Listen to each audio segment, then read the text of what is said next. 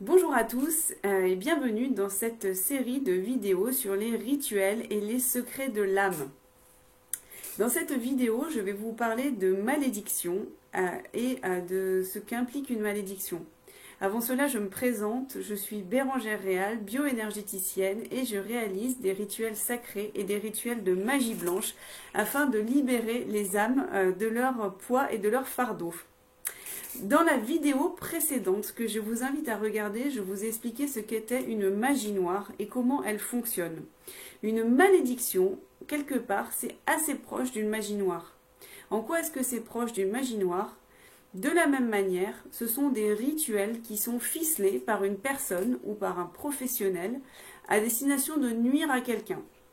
La malédiction, elle va être faite en réaction de vengeance à quelqu'un qui s'estime lésé ou qui a été persécuté. Ou voilà, en tout cas, il y a une raison qui fait que cette personne a décidé de faire une malédiction.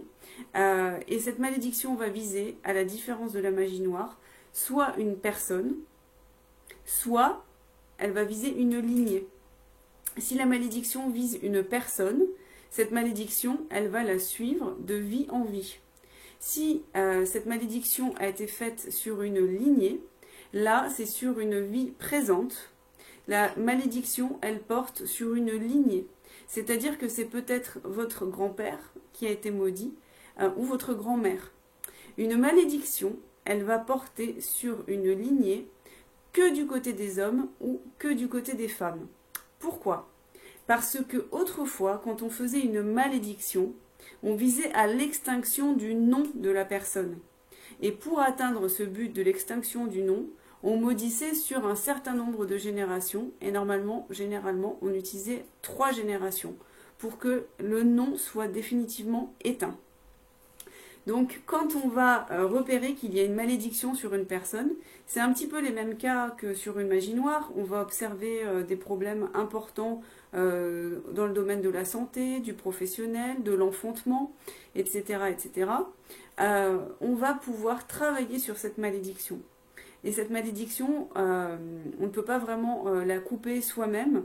Si le travail a été fait par un professionnel, il faut qu'il soit défait par un professionnel parce que ce sont encore une fois des rituels avec des connaissances occultes puissantes qui sont utilisées, qui demandent une technique particulière pour être défaite, mais surtout aussi pour protéger la personne afin qu'elle ne prenne pas de retour karmique, qu'elle ne prenne pas de nouveau une malédiction ou un retour qui a été ficelé par l'envoyeur.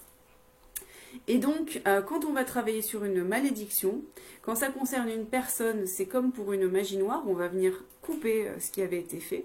Quand ça concerne une lignée, eh bien on va travailler sur toute la lignée. Parce que ça ne sert à rien d'enlever la malédiction sur vous et puis de la laisser sur les descendants, etc. Donc le but, c'est vraiment une libération de l'âme pour que vous soyez débarrassé de la problématique. Voilà pour ce qui était de la thématique de la malédiction. Et comme pour la magie noire, à nouveau, ce qui est important une fois qu'on a travaillé sur cette malédiction, c'est de se remettre dans une dynamique positive pour enclencher des projets qui nous tiennent à cœur dans la vie et réaliser ce qu'on souhaite, remonter notre niveau vibratoire pour être bien, pour se sentir épanoui. Voilà, merci de votre attention.